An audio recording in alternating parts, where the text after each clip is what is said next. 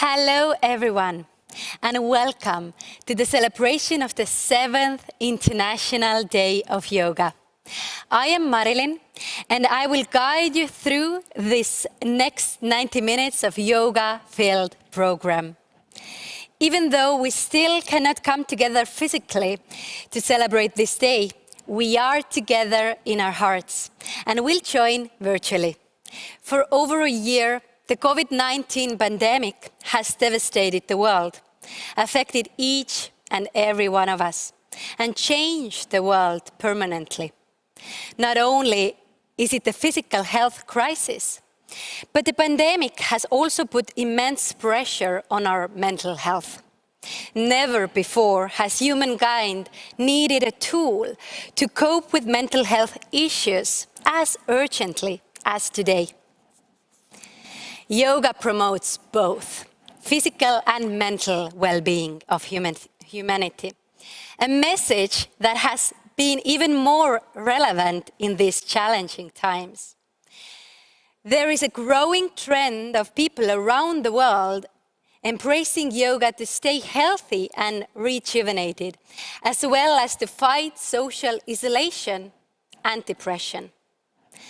Today, I will be joined in studio by people from across the globe with one single purpose: to celebrate yoga and express our love for yoga. We get to see and hear about yoga from people who have embraced yoga to the fullest. And you can also share your reactions in social media using hashtag International Day of Yoga. To begin with, I have the honor to introduce our first speaker today, His Excellency Ambassador T.S. Tirumurti, Permanent Representative of India to the United Nations. The stage is yours. Excellencies and friends, I'm very happy to welcome you virtually on the occasion of the celebration of the 7th edition of the International Day of Yoga at the United Nations. Yoga is a unique way to discover the sense of unity with oneself, the world, and the nature. It transcends the barriers of languages, religions, cultures, and geographies. Its global appeal is firmly grounded in its universal benefits. This is the reason why the resolution to proclaim June 21st as the International Yoga Day received a record number of co-sponsors and was adopted unanimously by all member states. This year's commemoration of the International Day of Yoga seeks to reaffirm the rejuvenating role of yoga in promoting health and well-being of the global community, which is presently coping with the pervasive effects of the COVID-19 pandemic. Beyond its immediate impact on the physical health of people, the pandemic has also exacerbated their psychological suffering and mental health issues. As pandemic-related movement restrictions continue in various forms in many countries, yoga organizations and practitioners around the world have been raising awareness through digital platforms on the potential of yoga in mitigating the adverse effects of the pandemic on the physical and mental well-being of the people. Yoga has particularly emerged as a powerful tool to reduce the impact of stress and help with anxiety and depression during the pandemic. Today's commemorative event will also focus on the theme Yoga for Well-Being. We are particularly grateful to the President of the General Assembly, His Excellency Mr. Volkan Bozkır, and Deputy Secretary General, Her Excellency Mrs. Amina Mohammed, for their messages. We will have simple yoga demonstrations which you can practice from your home. It will be led by Mr. Eddie Stern, who is a well-known yoga teacher, author, and lecturer in New York. We are also having a panel discussion with renowned yoga experts, which I'm confident you will find of immense interest. I invite everyone to join us in today's celebrations and benefit from this. I wish you all a healthy, happy, and peaceful life. Thank you. Thank you for the kind words, Ambassador Tirumurti. As you indicated, the global yoga community has become much more interconnected during the pandemic through the online platforms. And now, I have the pleasure to invite His Excellency, Mr. Volkan Bozkır, President of the 75th United Nations General Assembly, to speak. Excellencies, the word yoga means to unite. It symbolizes the union of body and mind. This holistic approach to well-being has helped many people around the world with their mental, physical, and spiritual health. Today it's practiced by millions. In recognition of this, the General Assembly proclaimed 21st of June as the International Day of Yoga in Resolution 69/131 in 2004. Global health is a long-term development objective. Close international cooperation will be required to achieve it. Member states must remain engaged with the multilateral system to share best practices on how to promote active wellness, not just prevent sickness. The COVID-19 pandemic has clearly demonstrated the consequences of poor global health. The social and economic consequences have been devastating. For many around the world, yoga was a lifeline during lockdown. It helped to maintain physical well-being while also managing the stress of uncertainty and isolation. As we take steps to recover from the pandemic, let yoga inspire us to approach challenges holistically, to work together through the multilateral system so we recover better, stronger, and greener. I thank you. Thank you, Mr. Bozkır, for your powerful message. Indeed, for many of us around the world, yoga has been a lifeline during the pandemic. Next, we will hear from Her Excellency Mrs. Amina J. Mohammed, Deputy Secretary General of the United Nations. Dear friends, it is a pleasure to join you in peace and solidarity to celebrate the International Day of Yoga. Millions of people globally practice yoga. For many, it is an integral part of their daily lives. Yoga is open to people of all ages and abilities. Its benefits are legion. Yoga is great for the body, for flexibility and balance. It's terrific for the mind, promoting patience, discipline, and resilience. And yoga helps people to forge a connection between the two by cultivating mindfulness. Yoga also has the potential to connect people from different cultures and advance our shared global values of peace, tolerance, and solidarity. The COVID-19 pandemic has caused enormous stress and anxiety for many worldwide, stemming from loss, isolation, economic insecurity or disruption to normal routines and work-life balance. Yoga can help us to cope with uncertainty and anxiety.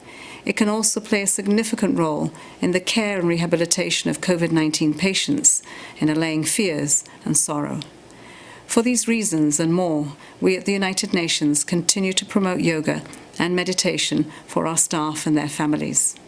I hope that more people take up this ancient activity to connect more deeply, not only within themselves, but with greater humanity and the natural environment. I wish friends and fellow yoga lovers everywhere a serene and happy International Day of Yoga. Thank you. Thank you, Mrs. Mohammed, for sharing your message. Now, ladies and gentlemen, after hearing about yoga and how it has affected lives, we finally get to see and experience yoga as well. I would like to introduce Eddie Stern, a well-known yoga teacher, author, and lecturer based in New York City. Not only has Eddie dedicated his life to yoga, but has made it his mission to spread his knowledge of yoga, its benefits and practices. Today, Eddie will guide us through a yoga lecture demonstration with his students from different parts of the world. We encourage you to join in, as practicing yoga is a refreshing way to begin your day. Eddie, I give you the floor and let's begin this yoga lecture demonstration.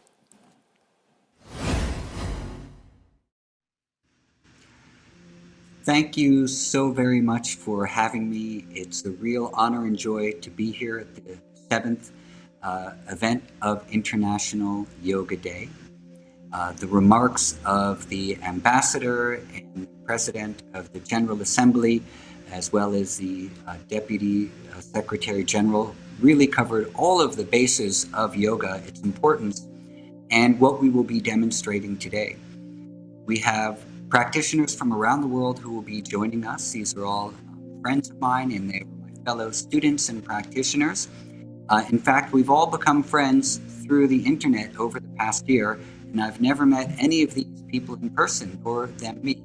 Yet we've been practicing yoga together and forming communities based on supporting our emotional well-being, our physical well-being, and our inner sense of self and purpose and meaning, especially during challenging times like the world has been going through. The demonstration you'll see is Ashtanga Yoga. This is a very beautiful form of yoga that combines breath and movement together with many different types of asanas. You might just want to watch today. These are all very advanced practitioners, and we'll be doing a selection of primary asanas, intermediate, as well as advanced asanas too. You might not want to try all these things at home, but if you'd like to follow along for the beginning practices, of course, you may. So, with that, we will get ready to just about begin the practice, and you can see the people we have from India and Portugal and Canada, the USA and Mexico and Brazil. My friend Michael, who's in the corner for the USA, has only learned yoga through the internet, while some of the people who have been here, like my friends Sonal and Sandeep from India, have learned with some of the greatest masters who live in India today. But the thing that we have in common is this communal search and striving for well-being, for centeredness in the self. So with that, let's begin the demonstration. Please inhale the arms up over your head and look at your thumbs. And exhale, bend forward, place your hands down by your feet, rest your head down. Trini, inhale, lengthen your chest forward. And Chatwari, exhale, step or jump back and lower down. Inhale into upward facing dog and gaze at your nose. And exhale to downward facing dog and look towards your navel. We'll breathe here 5 times. This is the Surya Namaskar, the sun salutations. And it's made up of several movements. And when you hear me say things like Yekam, Dve, Trini, etc., I'm counting the numbers of the vinyasa. And vinyasa is linking breath and movement together. This is one of the ways that we keep focused and concentrated within the yoga practice, by counting all of the movements mentally that we do. So we stay here for 5 breaths, and after the 5th breath, we move to finish by bending the knees and jumping forward and lifting the chest. And then Ashto, exhale, touch the head back down towards your knees. Nava, inhale, stand up and reach your arms over your head and look at your thumbs. And exhale, the arms back down by your sides. There are 2 types of sun salutations we do in Ashtanga Yoga. This is B. Bend your knees, inhale the arms up. And exhale, please bend forward, place your hands down and your head down. Inhale, extend the chest forward. Chatwari, exhale, jump back and lower down. Pancha, inhale to upward dog and gaze at the nose. Exhale to downward dog, pushing the hips back. Sapta, step the right foot forward. Inhale the arms up over your head and gaze up, Antara Drishti. Ashto, exhale, come all the way down now to Chatwari position. Nava, inhale to upward dog and gaze at the nose, Nasagra. Dasha, exhale, push the hips back to downward dog. Yeka Dasha, the 11th vinyasa, your left foot forward. Inhale the arms up and gaze up, Antara Drishti. And exhale, come all the way down to Chatwari position. Inhale to upward facing dog and gaze at the nose. Exhale to downward facing dog and breathe 5 times. So the linking of breath and movement together, which is called vinyasa, leads to the static poses, the steadiness of the pose. And the linking of breath and movement together also helps to harmonize the activities of the different physiological systems, particularly the cardiovascular and respiratory system, with the musculoskeletal system, to bring these two things into balance, into harmony. So here we're breathing free, long, deep breaths. The breathing never stops. And then we bend the knees and inhale, jump forward, Pancha Dasha. Sho Dasha, exhale the head down towards the legs. Sapta Dasha, bend the knees and inhale the arms up over your head. And exhale, coming to Samastitihi. We'll do demonstration of a few of the standing asanas. There's 6 of them. We'll just do 4 today. Trikonasana. Please jump to the right. Spread your feet 3 feet apart. Open the arms and turn the right toe out. Exhale, bend to the right. And we'll breathe for 3 breaths in this asana. Sometimes you can breathe for 5 or 8 or more. We'll just do 3 for demonstration purposes. That's 2 and 3. Tightening the legs. Inhale, come up and turn your feet. And exhale, Chatwari, come down to the left side. Breathe 3 times. 1, 2, 3. Pancha, inhale, coming up. Turn your feet and exhale, twist for Trikonasana B. The hand comes onto the floor, the other arm in the air, and breathe. 1, 2, 3. Inhale, coming up, and turn the feet. Exhale, come down to the left side. Freely breathing through the nose. 1, 2, 3. Again, tightening the legs. And inhaling, coming up, open the arms. Exhale to Samastitihi. Uttita Parishvakonasana. Yekam, jump to the right and inhale, open the arms. Dwe, exhale, bend your right knee, place your hand next to your foot, and the left arm over the ear. So all of these standing poses help to strengthen the legs, to strengthen the waist, and to give flexibility to the lower body, as well as opening the rib cage for more expanded breathing. Inhale, come up and turn your feet. Exhale, bend down to the left side. In many of the ancient wisdom traditions that use movement for healing, it's said that your life will be as long as your legs are strong.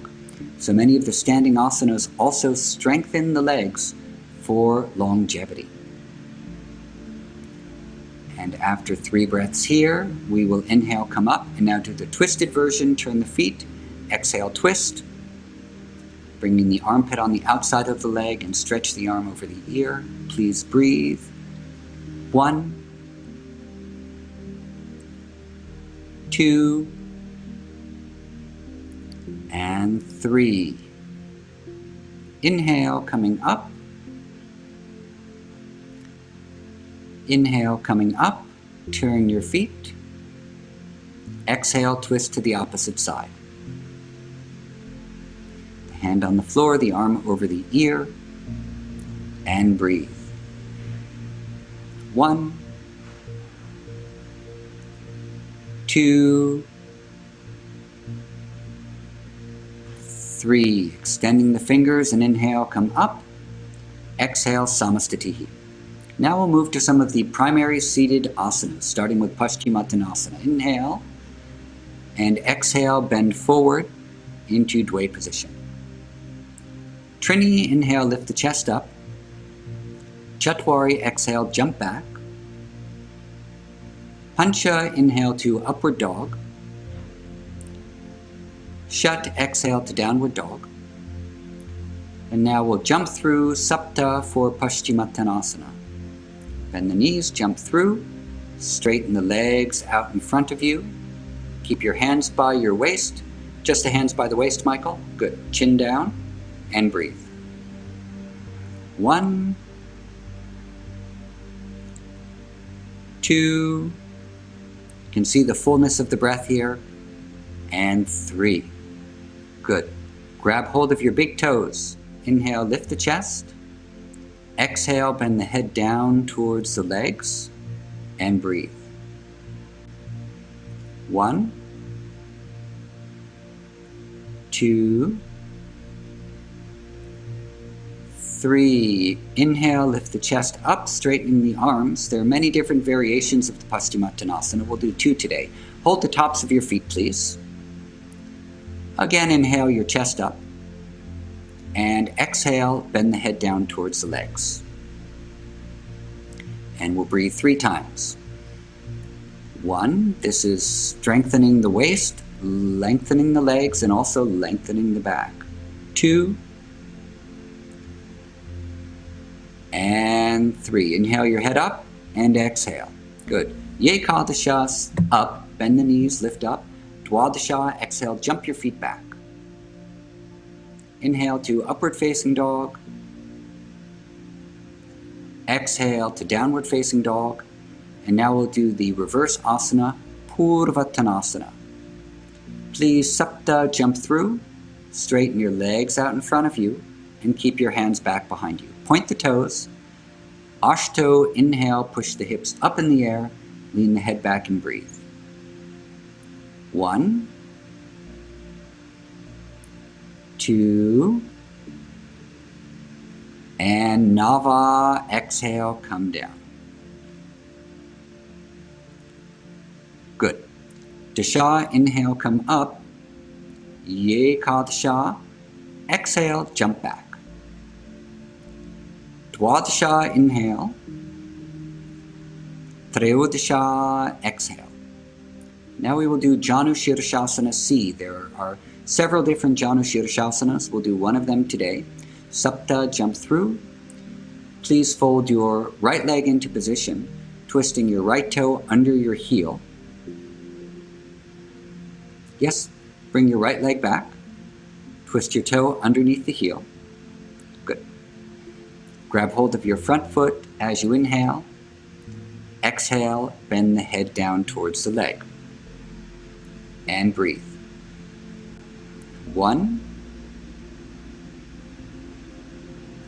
2, and 3. Good. Inhale your chest up, straightening your arms, and exhale here. Let's change sides, doing the left side immediately. Straighten your leg, bend your left leg in, twist the toe, catch hold of your front foot as you inhale, and exhale, bend the head down towards your leg. So these sequence of asanas and the way that we're doing them is called the Vinyasa Krama. These are the teachings of Sri Krishnamacharya, who is a great yogi and yoga teacher from South India. Good. Inhale, lift up. Exhale, jump the feet back. Inhale to upward facing dog, gaze at the nose. Exhale to downward dog. And now let's move on to a few intermediate poses. We'll start with Shalabhasana A and B. Bhujapadasana first, forgive me. Let's do Bhujapadasana. Jump your feet around your arms and cross your ankles. Exhale, bend the elbows and place your chin towards the floor. Breathe 3 times. Sri Krishnamacharya was the guru and the teacher of many of the great yoga teachers who brought yoga to the West, including B.K.S. Iyengar, Pattabhi Jois, Indra Devi, Sri Deskachar, many others. Come to Bakasana position, please, and exhale, jump your feet back. Good. Inhale to upward facing dog, and exhale, go back to downward facing dog. Okay, now let's do some of the intermediate asanas. Baddha Konasana first.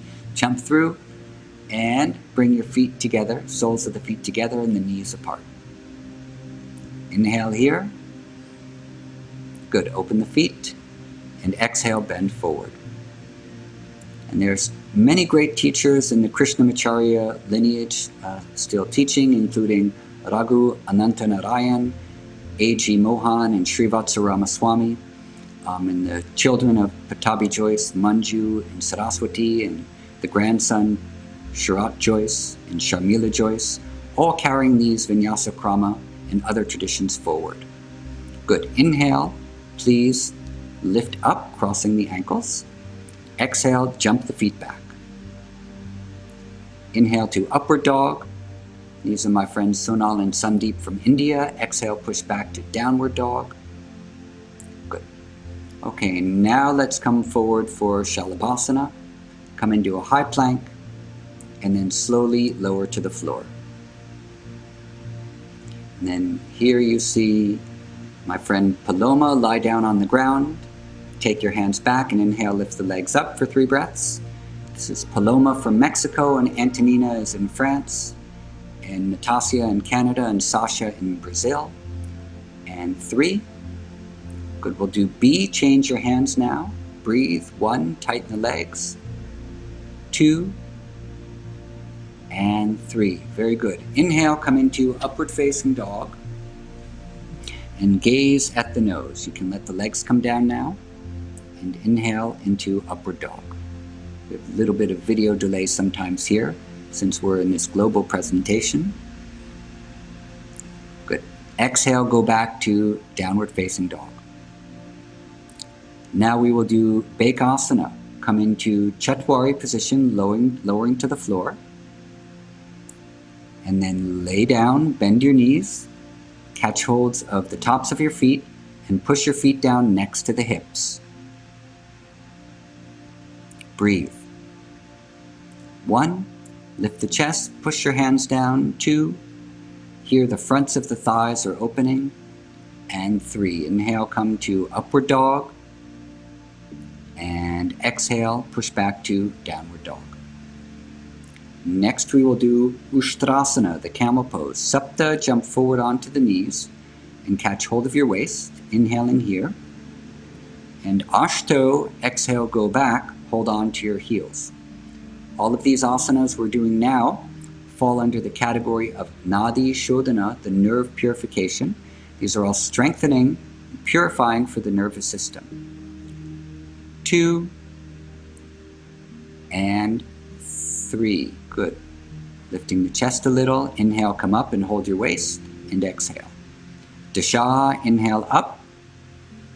Yekadasha, exhale, jump. Dwadasha, inhale. Trayodasha, exhale. Now we'll do Kapotasana. Sapta, jump forward onto your knees. Bring the hands into prayer position. Inhale here. Exhale, bend back. Ashto position. Reaching for your feet. Take your time. Breathe smoothly and slowly.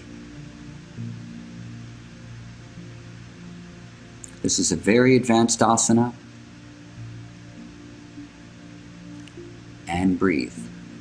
1, 2, notice even in the depth of this pose how smooth the breathing is. 2, good. And 3, good. So the breath is never lost. And that is one of the controls that we get in yoga, that even doing something challenging, we can still breathe in a calm and deep manner. Dasha up, Yekadasha, jump. Dwadasha, inhale, upward dog. Trayodasha, exhale, push back to downward dog. And now we'll do Bakasana. Sapta, jump forward. Open the legs and keep the armpits down. And Ashto, inhale, rise up. And breathe. 1, 2, and 3. Nava, jump your feet back. Dasha, inhale. Yekadasha, exhale. Good. Next, Bakasana B. Jump into the armpits. Good. Straighten the arms, lift the shoulders. 2 and 3. Good. Jump the feet back. Ashto position. Nava, inhale.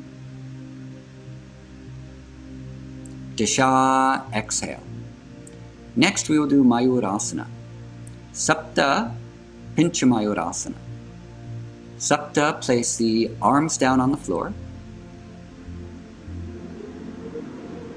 Inhale, come up into Pincha Mayurasana.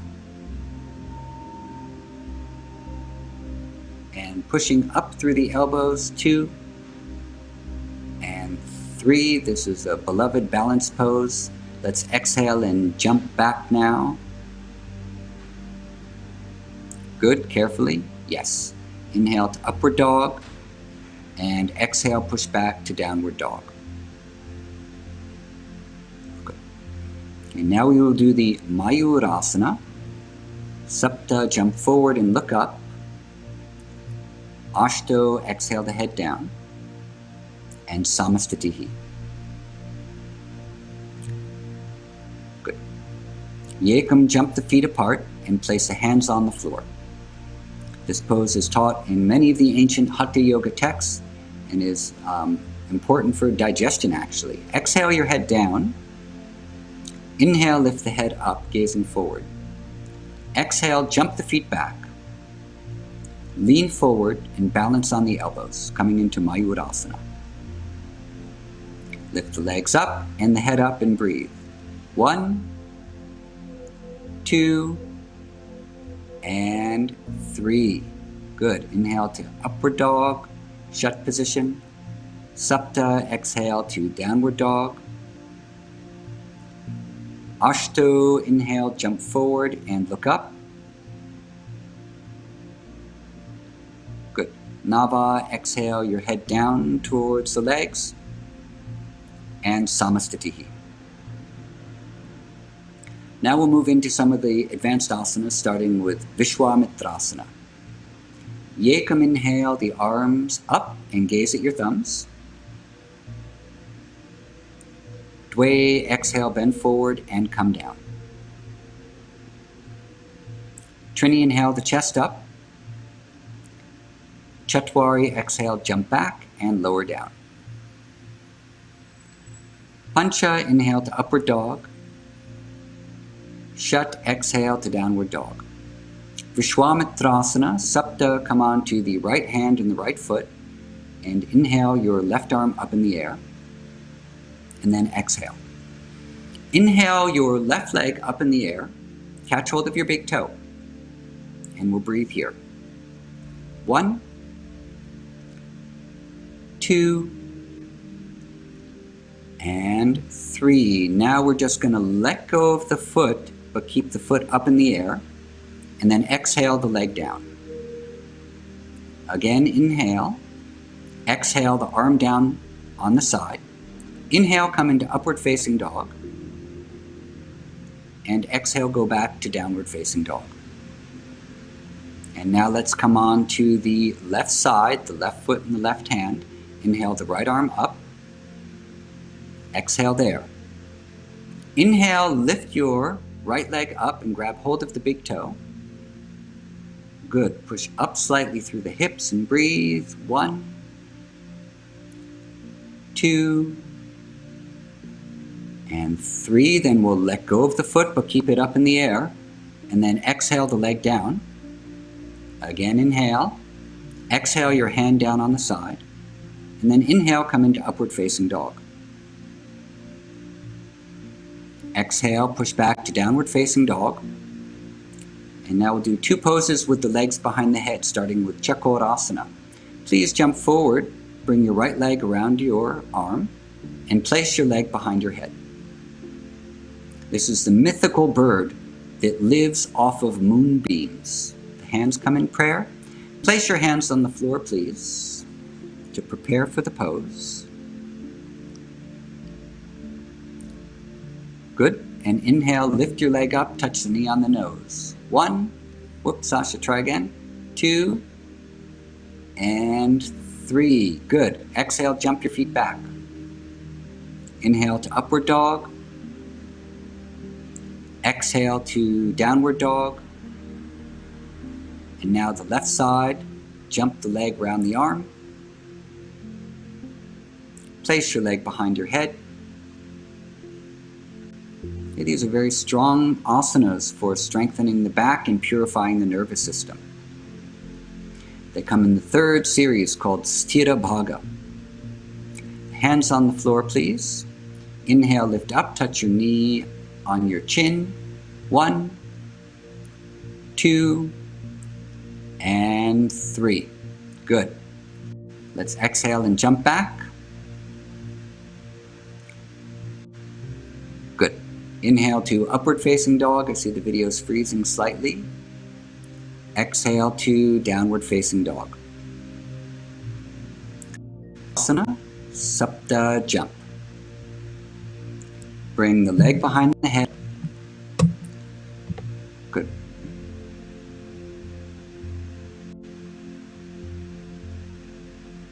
The hands come into prayer. And now for Skandasana, lift up, stand forward, and come down. 1, 2, 3. Good. And to release from the pose, you'll bend the knee and come back up. And exhale, jump your feet back. Good. Jump. Inhale to upward dog. Exhale, push back to downward dog. And for the left side, jump your leg around the arm. Place the leg behind the neck.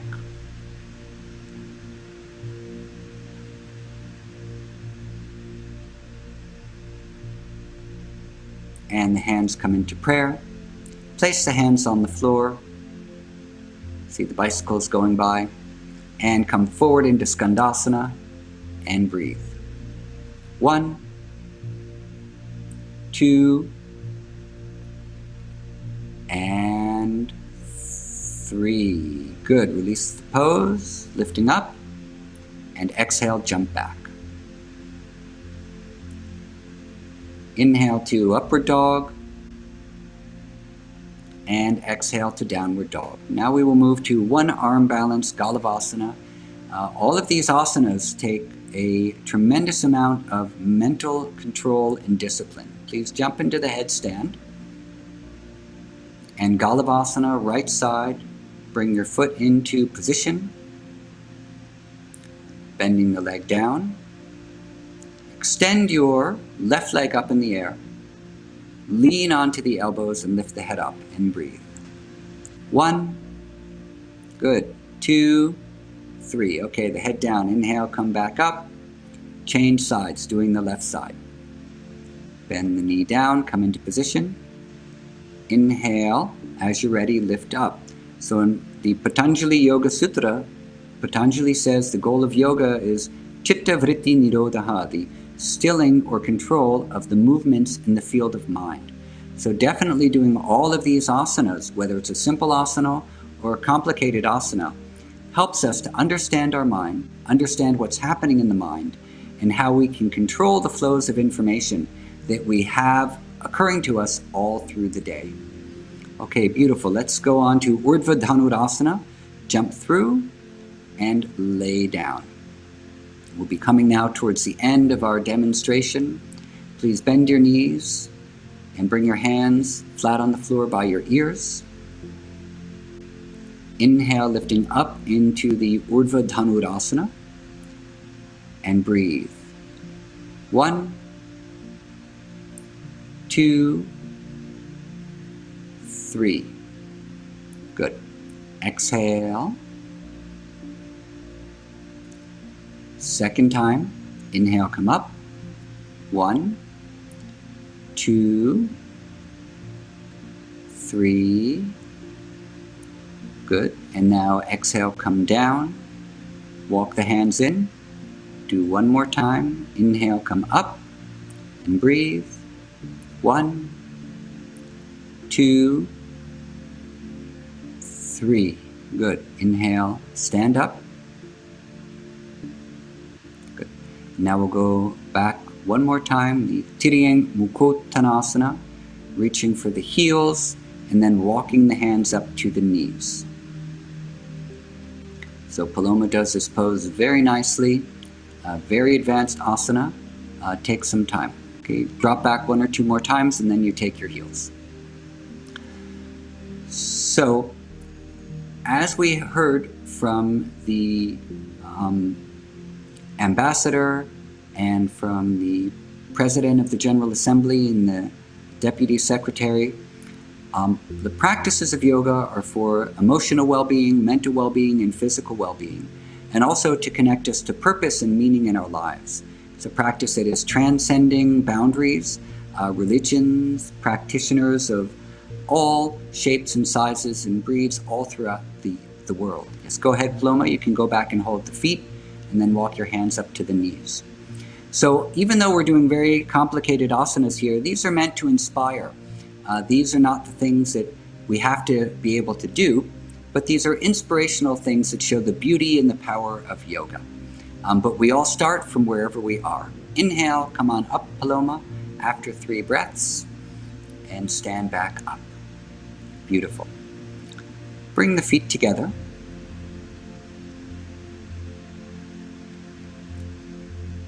Inhale, the arms up over the head.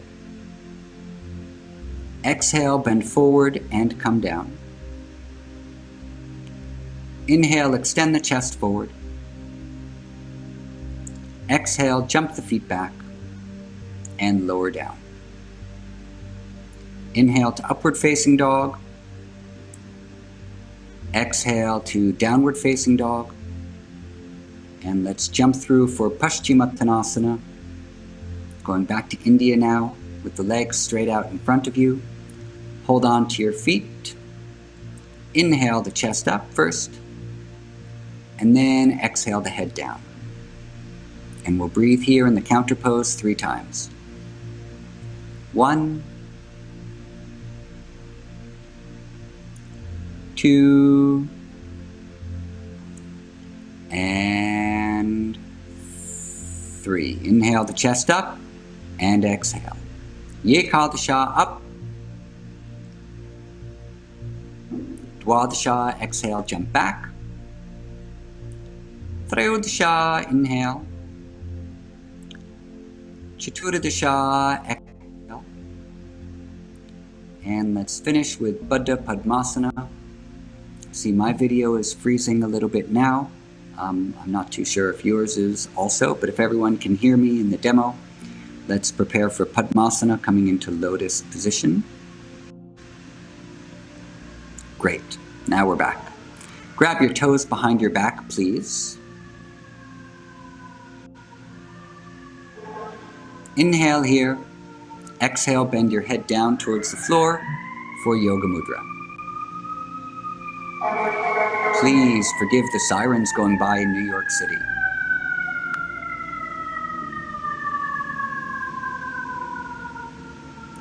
One, 2, 3. So these are the finishing asanas that we do. Inhale, come up. Kevala Padmasana, the hands are on the knees. Chin a little bit down. Long, slow, deep breathing. So all of the active asanas move towards sitting in Padmasana in the meditative position at the end to concentrate our awareness, our energy back within, to strengthen the power of the breath, and to begin to control the prana. Hands on the floor, inhale, lift up for Utplutihi and breathe. 1, 2, and 3. Good, let's please go ahead and jump back. Sometimes we stay for longer here, up to 10 breaths or so, or 25, but today we'll just do 3. Please jump back. Inhale to upward dog. Exhale to downward. And we'll jump forward to finish. So on behalf of All of us who joined together today to practice with you, we give you great thanks. Go ahead and exhale your head down and then stand up. A great thanks for the gift of yoga that India has given to the world and the privilege of us to be able to practice it. And we thank you so much. May all beings be happy. May all beings be free from disease. May all look to good in others. And may none suffer from sorrow. Thank you very much and happy Yoga Day.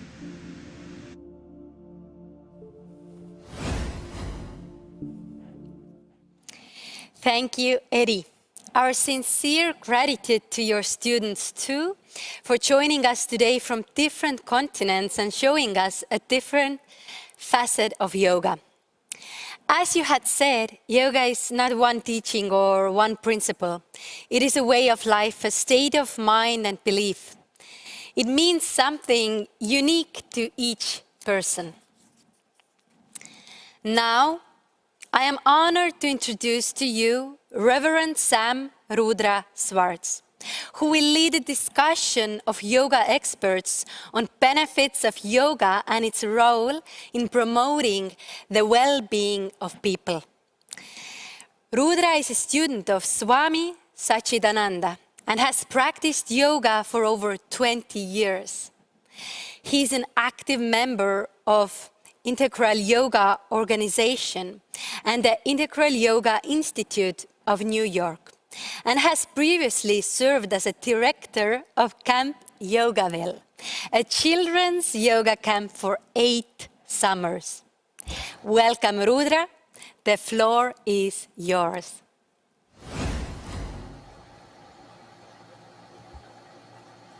Thank you so much, Ms. German.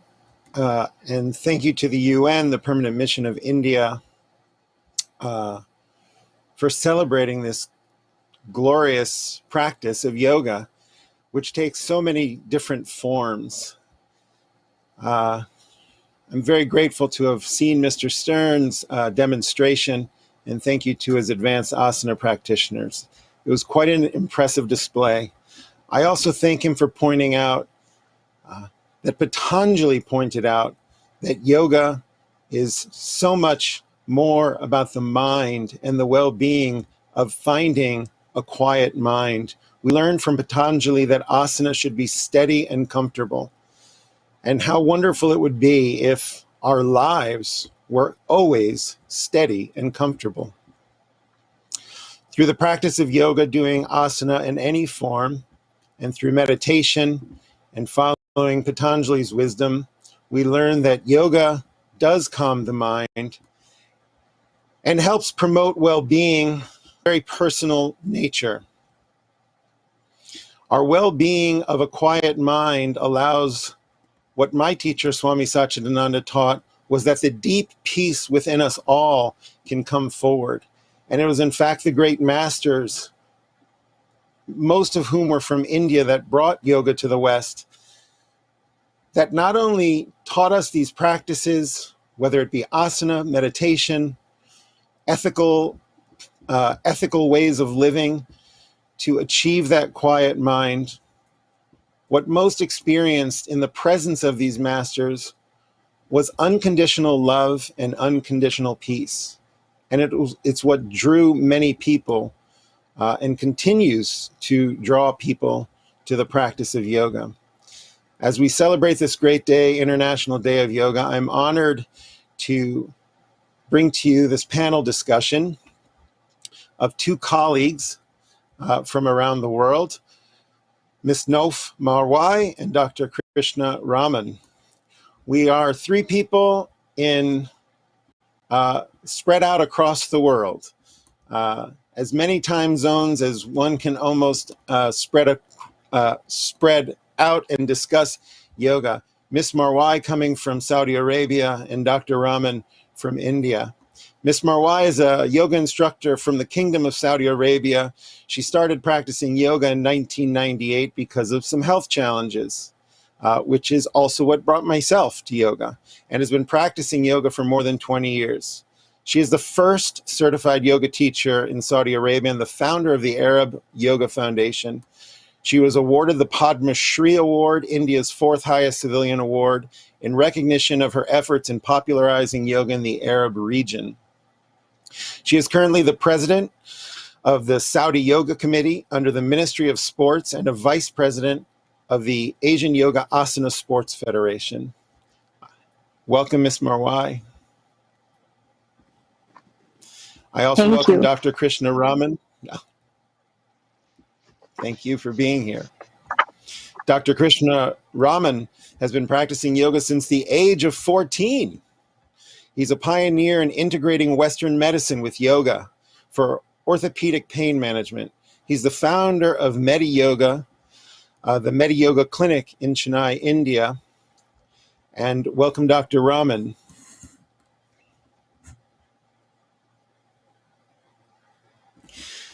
As we had our preliminary discussions about this panel, one thing the three of us all agreed on is the many benefits we've all experienced from our own personal practices of yoga.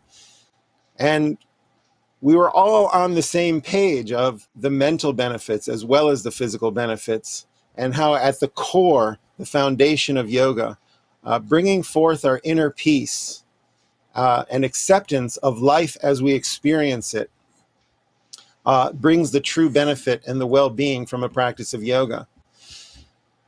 Each of us use our bodies and our minds to make this practice a laboratory for the constant discovery of a practice, which allows us to constantly discover more benefits than we could have ever imagined when we were brought to the practice of yoga, whether inspired by a teacher who suggested us to practice yoga, or if we were having challenges that brought us to wanting to find the benefits for our own well-being. I'd like to invite Ms. Marwai to start and comment on how her practice has personally benefited her in the development of her practice. Ms. Marwai. Thank you, Mr. Rudra. I would like to highlight that yoga is a very helpful tool for the body and the mind as well. And people from different backgrounds, health issues, mental issues, physical issues, even physical disabilities can actually find something to practice in yoga and benefit from. And from my experience, I was diagnosed with lupus erythematosus when I was a teenager, and I spent a very painful childhood with so many health issues until I discovered practicing yoga helped me a lot since I wasn't allowed to practice any hard sports and I had to stop going to school. So yes, yoga works on so many dimensions and can help physically, mentally, and psychologically as well.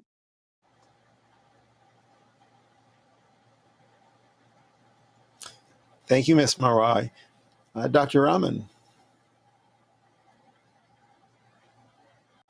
It's a great pleasure to be here. And at the outset, I would like to thank our Honorable Prime Minister, Shri Narendra Modi ji, for having made this ancient science of yoga into an international event. So my journey into yoga began at the age of 14.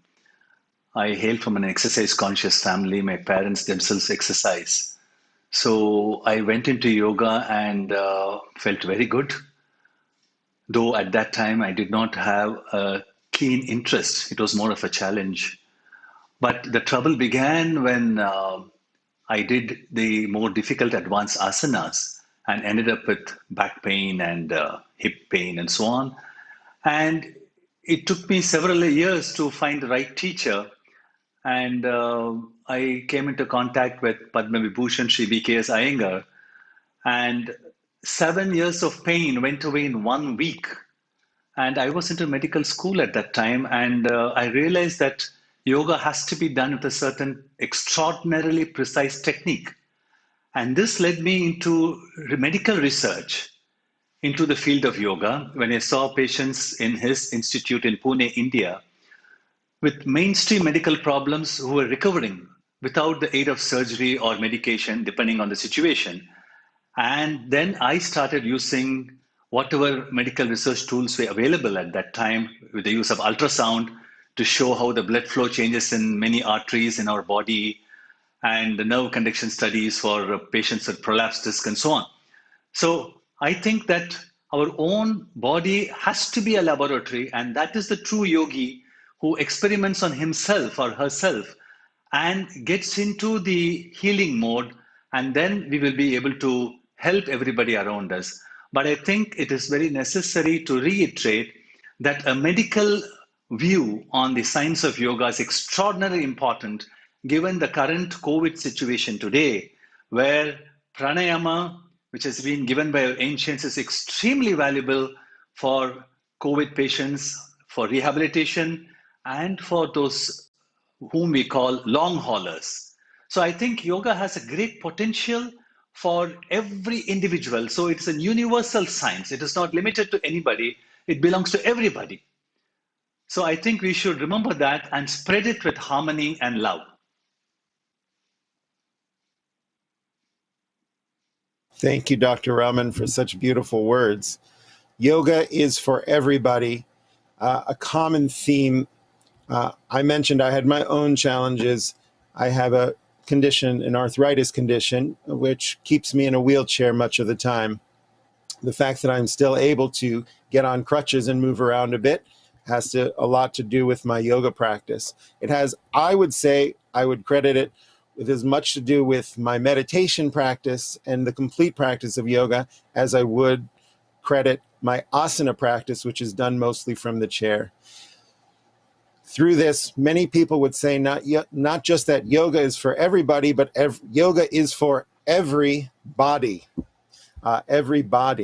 And much like you were discussing the laboratory of your own practice, and that you actually had pain, and then once it was adjusted and you were able to study it more, you were able to relieve your pain.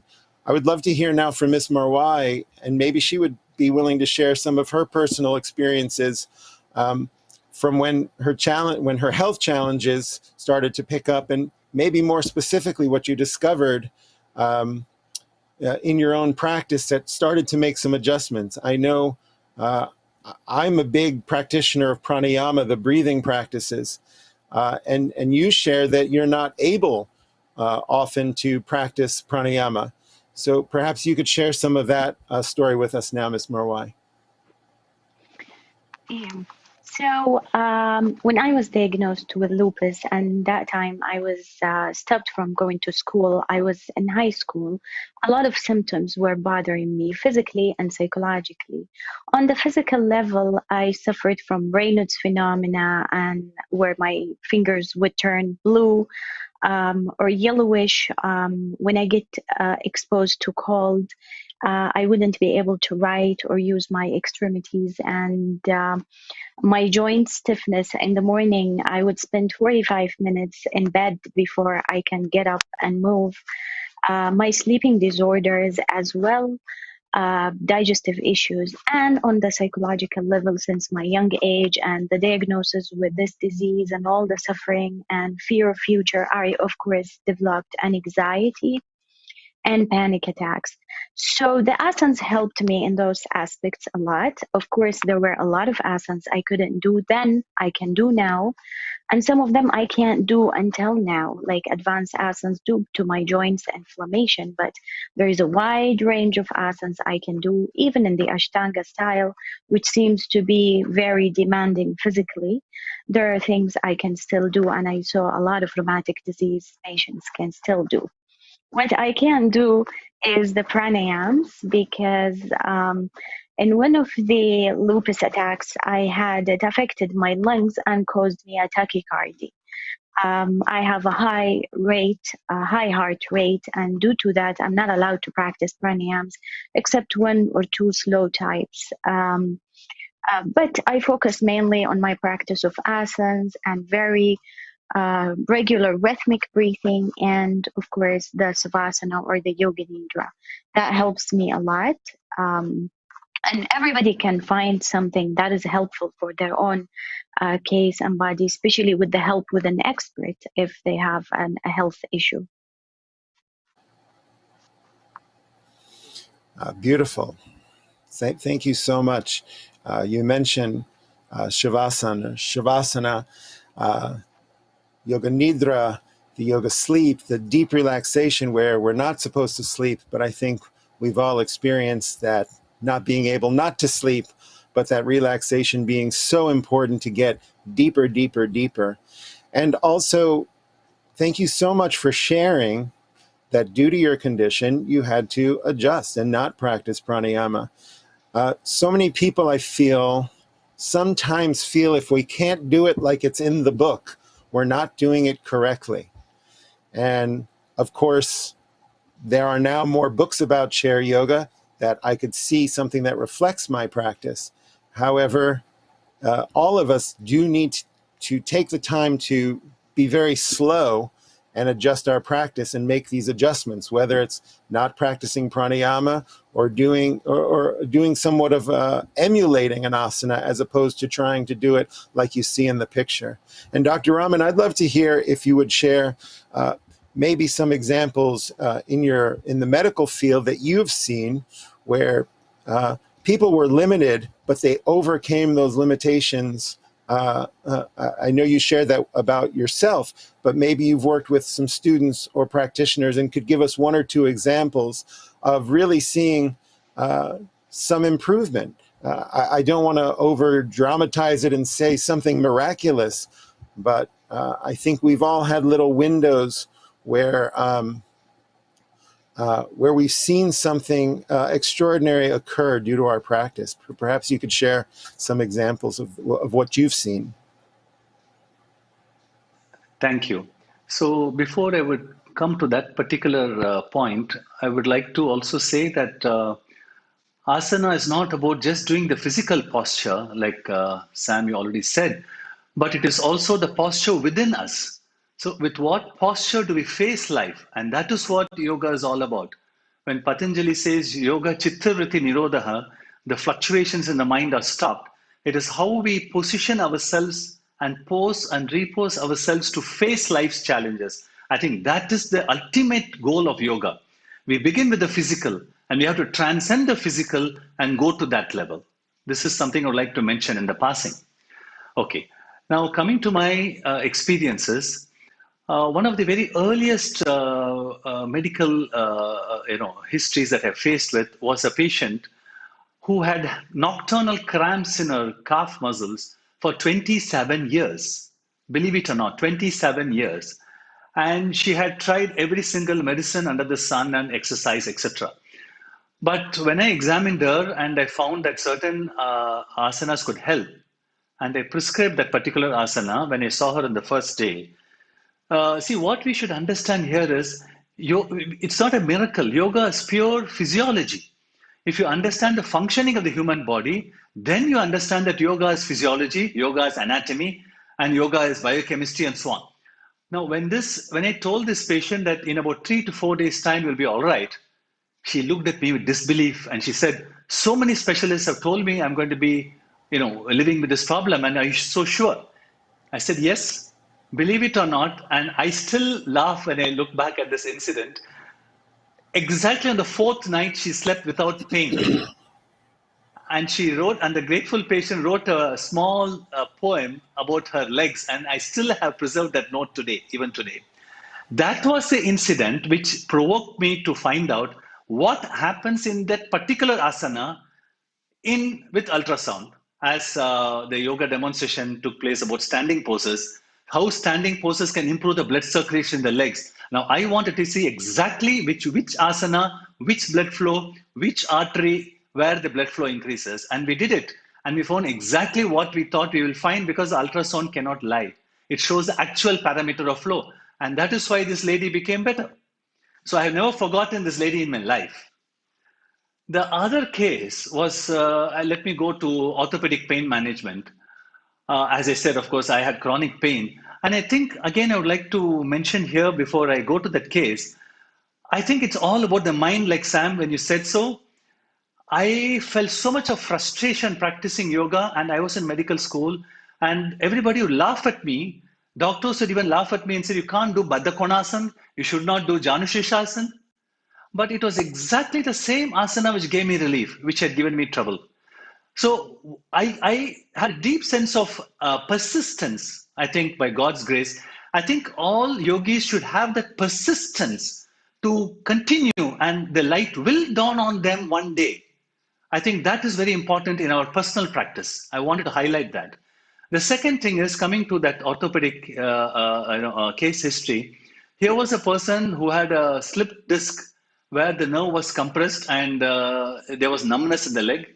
Conventionally, we would, of course, put them on traction and medication and physical therapy and so on. But this patient had tried all modalities and they landed up in my clinic as a last resort. And sure enough, using props in the BKS Iyengar system, which I find to be extraordinarily precise in the medical sense, she became completely normal in 3 to 4 months' time. And I redid the nerve conduction study, which showed a normal response. And the neurologist who saw that could not understand how it works. But I knew because I was a yoga practitioner. I think this is where it is very important that when we prescribe yoga as a therapy, one should also be a practitioner of yoga and not just prescribe. If I'm a doctor prescribing a pill, that is one thing. I may not have taken the pill. But if I prescribe yoga, I should be a student of that science. I should have experienced every single problem in the asana before I can prescribe it. Only then I will know how to prescribe that asana. So this lady became completely normal. And I would like to tell you one more very, very medically interesting situation, which happened to a doctor friend of mine who had a condition where the heart had become dilated. Now, this gentleman was living on medication. Now, according to yogic science, these asanas are supposed to help. So I put him on those asanas. His own aunt was a cardiologist. And after 4 months of yoga, believe it or not, the pumping capacity of the heart had increased. Now, I would not believe it myself until I saw the report. And when I presented this case history in Pune, one medical physiologist came up and said, "I would like to know how you did that asana. How did you get that result? I never knew it is possible." This gentleman was given 1 year's time to live. He lived for 6 years. And as a smoker, he continued to smoke and he lived 6 years. But that extra strength that his heart got never deteriorated till his very last. So I think there is much more to be explored in yoga. Many things we cannot explain. We need instruments, and many of the modern medical instruments cannot analyze and understand yoga because the logistics of yoga are totally different. We have psychoneuroimmunology. We have so many new sciences, but the tenets of yoga have already been established. I think it is important that before one passes comments about one science, one must become a student of that science before we experience the benefits of that science. So I think these 3 cases set me, and after that cardiac patient, I started doing research on how the cardiac chambers can contract or expand with yogic practice. And that was amazing. That was really an eye-opener for me. And after that, I've never looked back in the application of asanas wherever possible in medical, mainstream medicine. So much for sharing those stories. So inspiring. Words personally inspiring me, and exactly what I think this panel is all about. To know that whatever you're experiencing, there can be some relief, or at least there can be some discovery. And to know that the medical technology can confirm that these advancements are made, or these benefits can be seen with diagnostics is truly inspiring to hear. And I hope everyone is as inspired as I am to hear this. And you mentioned 2 other things about the inner body. I've often found that in my own practice, it starts with something that feels like a good stretch. But as I continue the practice, I start to feel something deeper, an energy within, which I do believe, as the 3 of us discussed, is a gateway to our deeper consciousness. And you also mentioned a persistence, which Patanjali mentions in the 14th sutra of the first book of the Yoga Sutras. Yoga becomes firmly grounded when practiced for a long period of time without break and in all earnestness. At least that is the translation that is found in one of the volumes that I study. I would like to now invite Ms. Marwai to just give us a few closing words of inspiration as we complete our talk today. So I would say what Dr. Rahman really shared already is very important and true. And as a clinical psychologist, when I was practicing yoga at that young age, and then I went back to school and I passed, I graduated, and I studied psychology, and I got my clinical training, I started seeing a lot of connection of why would yoga be that important, especially on the neurological level. It changes the brain chemicals. Now, a lot of studies are coming out and talking about how yoga helps, for example, the depressive symptoms. It improves depressive symptoms. And in the past, we used to say yoga doesn't heal depression. Yeah, yoga does not really heal depression, but certain types, active types of yoga like Ashtanga and Vinyasa yoga can help improve the brain chemicals and the secretion of GABA, which is important in anxiety, fibromyalgia, and depression. Even the chronic disease, we talked today about a lot of autoimmune disease around the world. People show markers of inflammation, and the recent studies showed that yoga reduces the markers of inflammation in the body. So we go back to what we said about exploring with your own body. If I tell my doctors and I show them the Ashtanga or Vinyasa asanas, maybe they would say never try it, don't even try it and hurt yourself. But surprisingly, it's the main style that helped me overcome my fibromyalgia that I was diagnosed with because of lupus and a lot of other connective tissue problems.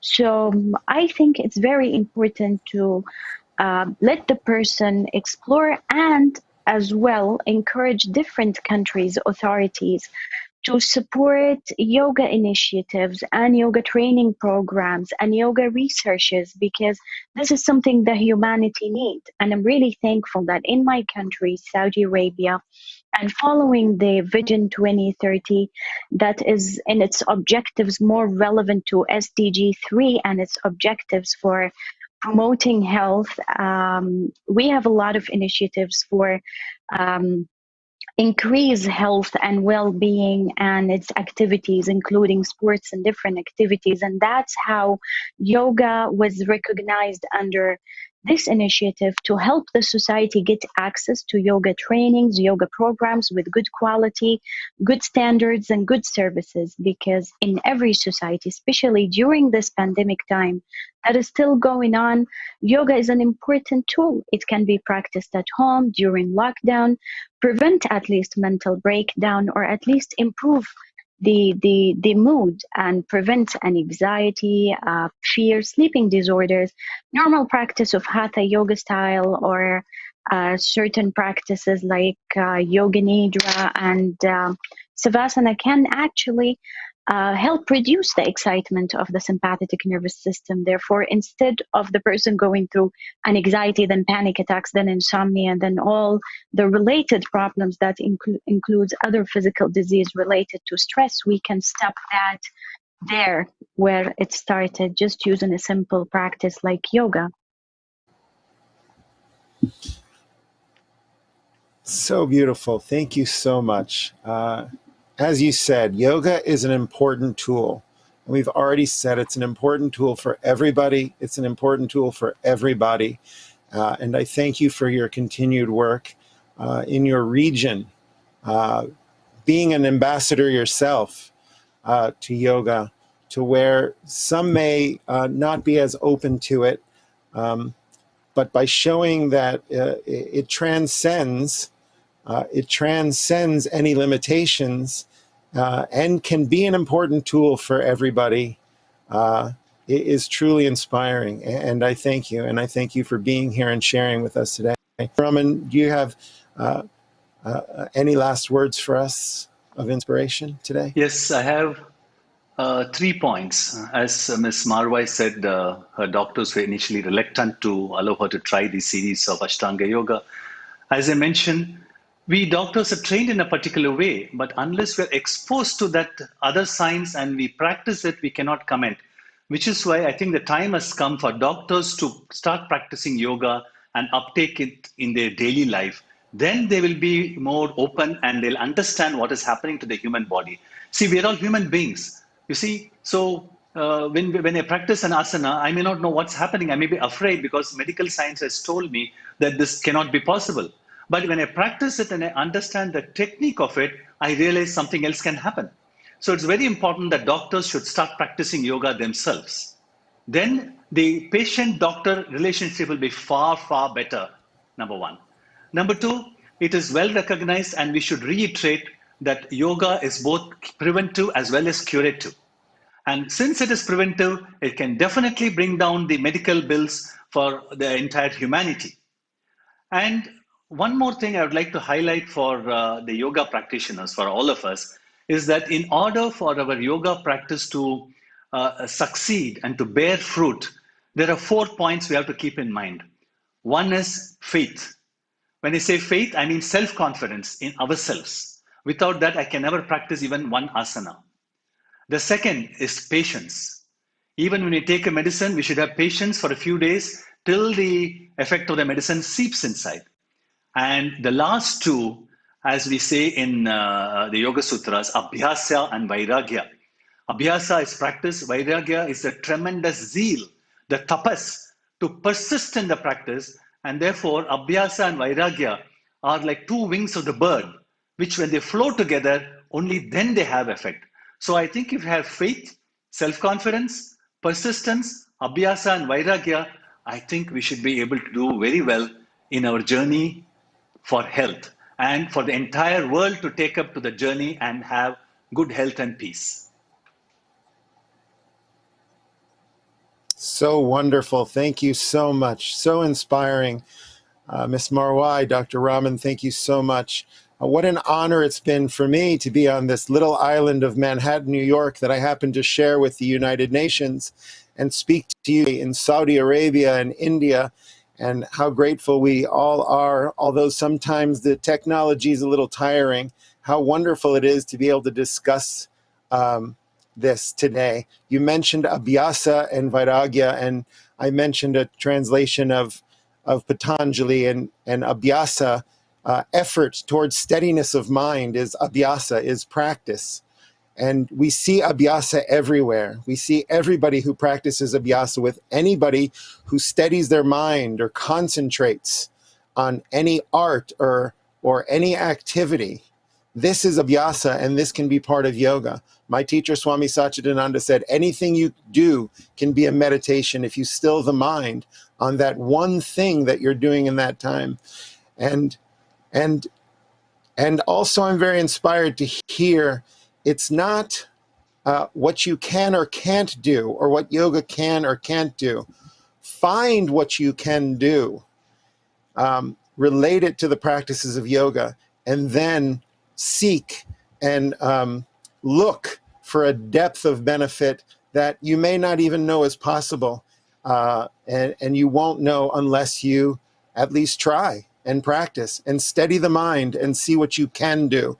And this I find inspiring for anybody who would like to get into yoga, practice, study, meditation, anything. Just get started. Find a teacher, find a method, and it doesn't take that much time or effort. But if you're putting that effort towards setting your mind, you're practicing yoga. I'd like to thank the United Nations, the Permanent Mission of India, the ambassadors and staff for being such gracious hosts and being so helpful in getting this discussion to happen, bringing us together, providing the technology, and to Prime Minister Modi, 7 years going now, Integral Yoga of New York that I'm a part of. I've been so grateful to be included in this auspicious International Day of Yoga. So to many more years of discussing and practicing yoga, I thank you both for joining me today, and I thank you all who are watching today for listening and hearing what we've had to offer. Om Shanti, Shanti, Shanti. May peace, the peace within you, always be brought forth, and may we share this peace with one and all. Thank you. Thank you. I think we should all practice pranayama in this COVID time. It's extremely important. Thank you. Thank you, Rudra, Ms. Nov, and Dr. Krishna for this fascinating discussion. Our time in the studio is coming to an end. We hope you have enjoyed this glimpse into yoga and continue to explore this wonderful world from here on. It is a journey worth taking that will lead you to a happier and healthier life. I can speak from my own experience that not in my wildest dreams did I expect that one day I will be practicing and teaching yoga. Thank you for joining us in celebrating yoga. As situation is improving and pandemic-related restrictions are being relaxed, it will not be long till we can unite again and celebrate the International Day of Yoga once again in person at the headquarters of the United Nations in New York. Till then, be at home, be with yoga. Namaste.